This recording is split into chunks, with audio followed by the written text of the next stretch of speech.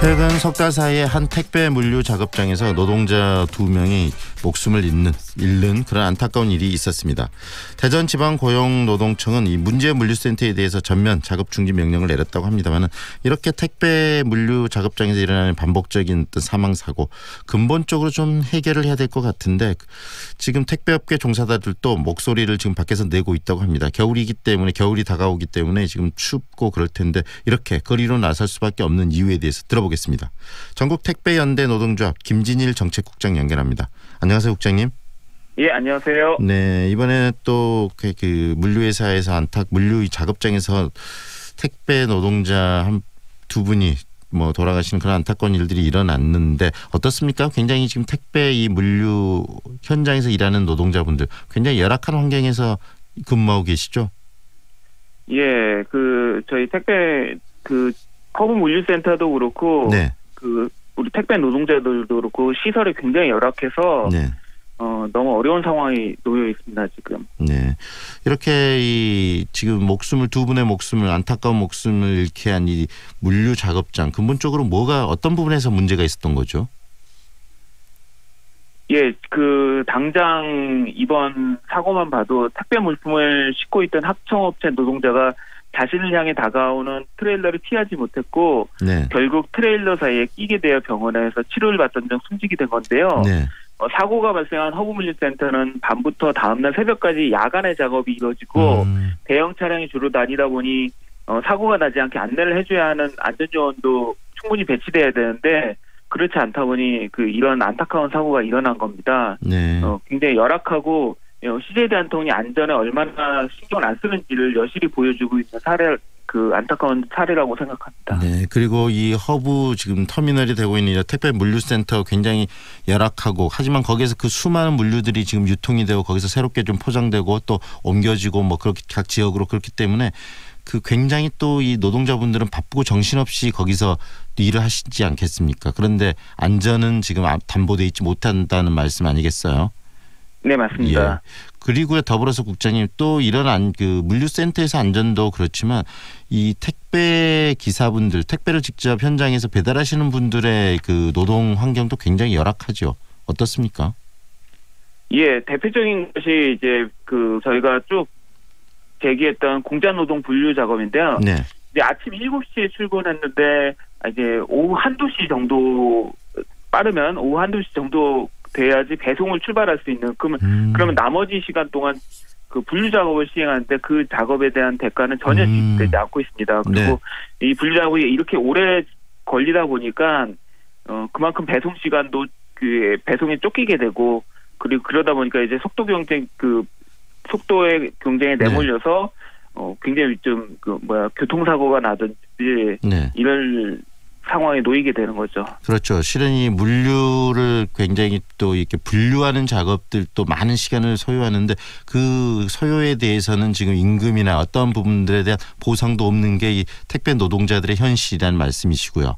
그리고 예, 또 짧은 시간 내 오후 1시 이후에 출발을 해서 또 빠르게 바쁘게 움직여야 되기 때문에 그만큼 과속도 해야 되고 여러 가지 교통법규도 어길 수밖에 없는 그런 열악한 환경에 있는데 또 그만큼 더 위험에 노출돼 계시는 거고 이런다는 이야기 아니겠습니까? 예, 맞습니다. 네.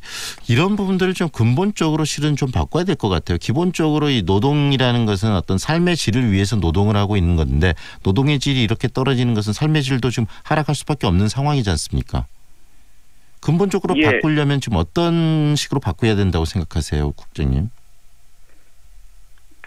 근본적으로는 사실 이제 이번 사고 같은 경우도 CJ 대한통운이 이제 위험의 외주화를 하고 있다 보니 그렇게 되는 있는 거거든요. 네. 그래서 현재 지금 우리 택배 기사들이 계약을 맺고 있는 구조를 봐도 네. 현재 회사는 대리점과 계약을 맺고 대리점이 택배회사와 계약을 맺고 있습니다. 예전에는 택배 기사들이 택배회사 직접 계약을 맺었는데 대리점을 중간에 끼워 넣은 거죠. 네. 이런 위탁 계약 방식을 통해 회사는 저희 택배 기사를 개인 사업자로 내모라 고용에 대한 책임을 회피하고 있는 건데 네. 이것도 역시나 마찬가지로 위험의 외주화를 진행하고 있는 겁니다. 그러면 개인 사업자로 다 돼 있기 때문에 4대 보험이나 이런 안전의 최소 장치에 대한 보장도 못 받고 계신다는 이야기 아니겠습니까? 4대 보험 중에 산재보험은 가입이 가능한데요. 네. 이건 역시나 마찬가지로 사용주들이 이제 회피하고 있는 거죠. 그래서 실제 지금 산재 가입률이 10% 미만인 실정입니다. 그래서 사고에 위험에 많이 노출돼 있고 네. 이것도 문제지만 이것에 대한 제대로 방지책도 거기에 대해서 이제 마련되지 못하고 있는 실정이죠. 네, 이런 열악함을 끊임없이 요구하셨을 텐데 지금 목소리들을 어떻습니까? 그게 반영이 잘 안 되나요? 예, 이런 것에 대해서 당장 이번 사고 이후에 CJ 대한통운이 처하고 있는 사실을 봐도 그렇습니다. 그래서 사고가 일어나고 거기에 대한 재발 방지책이 제대로 마련되지 못하고 있는 것도 문제지만 이 피해가 고스란히 택배 기사들에게 전가되고 있는 게 또한 문제입니다. 네. 그래서 CJ 오쇼핑 사례를 보면 극명하게 드러났는데요. CJ그룹이 운영하는 CJ 오쇼핑을 전담해 배송하는 택배 기사들은 이번 사태 이후 배송 물량이 200개에서 30개 이하로 떨어졌거든요. 그만큼 생계에 타격을 받는 건데 이게 이제 CJ 오쇼핑 물품이 대전 허브 물류센터에서 분류되었는데 별다른 조치 없이 다른 허브 물류센터로 이동시키다 보니 제대로 분류되지 않아 전담 택배 기사들이 아닌 다른 택배 기사들이 배송을 하게 된 거죠. 근데 CJ 오쇼핑이랑 CJ 대한통운 입장에서는 누가 배송하든지 고객에게 물건이 전달되니 아무 피해도 받지 않는 건데 CJ 오쇼핑 택배 기사들은 배송 물량이 한 20% 정도로 떨어지다 보니까 생계에 다 직격탄을 받는 거죠. 이런 식으로 이제 피해를 우리 기사들에게 전가하는 이런 게 이제 이런 것들이 이제 CJ 대한통운의 계속되는 모습인 거죠. 네.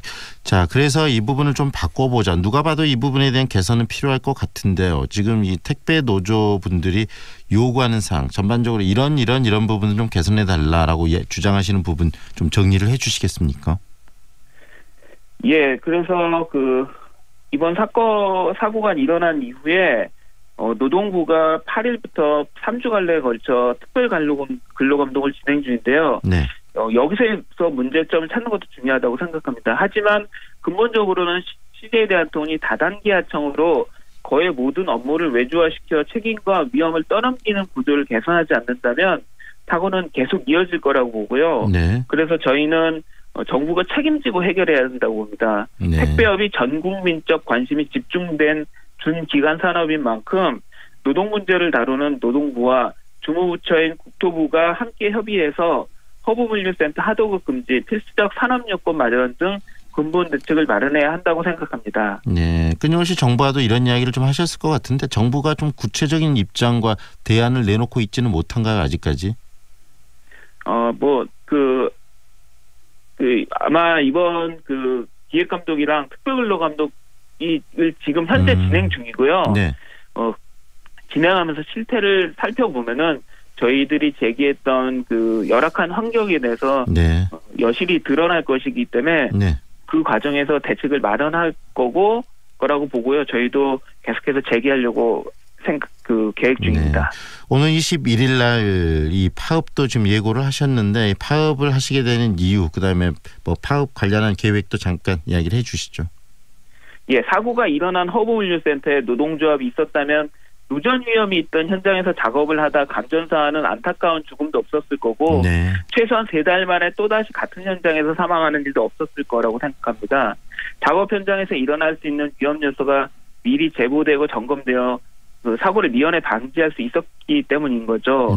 그래서 저희는 노동조합을 인정하지 않고 노예의 노동을 연상케 하는 열악한 작업 환경을 방치하고 이렇게 위험을 하고 그리고 모든 책임을 회피하는 데 급급한 CJ 대한통운을 이제는 근본적으로 바꿔야 한다고 생각합니다. 그래서 저희들은 계속되는 죽음과 노동자 피해를 막기 위해 노동조합을 인정하고 대화에 응하라. 이것이 노동조합의 요구입니다. 그런데 이것마저 거절한다고 한다면 저희는 21일 하루 경고 파업을 할 예정이고요. 결론적으로 얘기하면 CJ 대한통운이 나서면 저희도 파업을 할 이유가 없는 거죠. 그래서 이것에 대한 키도 CJ 대한통운이 쥐고 있다. 예, 이렇게 말씀드릴 수 있을 것 같습니다. 이 CJ 대한통운이 좀 적극적으로 이 노조와 그 목소리를 좀 그 같이 대화를 좀 나눠야 될 것 같고요. 지금 현재 CJ 대한통운에는 그 회사 내 노조는 만들어져 있지 않은 거죠. CJ 대한통운 그 직원들, 그러니까 네. 저희는 개인 사업자인 거고, 그러니까요. 고용관계 그 직원들 그 노조는 있겠지만 노조는 있는데 한국노총 소속의 노조는 있는데 지금 이야기하는 사실, 것은 이 네. 택배로서 직접 현장을 지금 움직이는 우리 노동자분들의 어떤 노동조합이나 그 이익이나 그다음 의견을 대변할 수 있는 기관은 지금 CJ 대한통운에는 없는 거 아니겠습니까? 예, 맞습니다. 네, 알겠습니다. 오늘 말씀 여기까지 드릴게요. 좋은 결과 있기를 바랍니다. 고맙습니다. 예, 감사합니다. 지금까지 전국택배연대 노동조합 김진일 정책국장과 함께했습니다.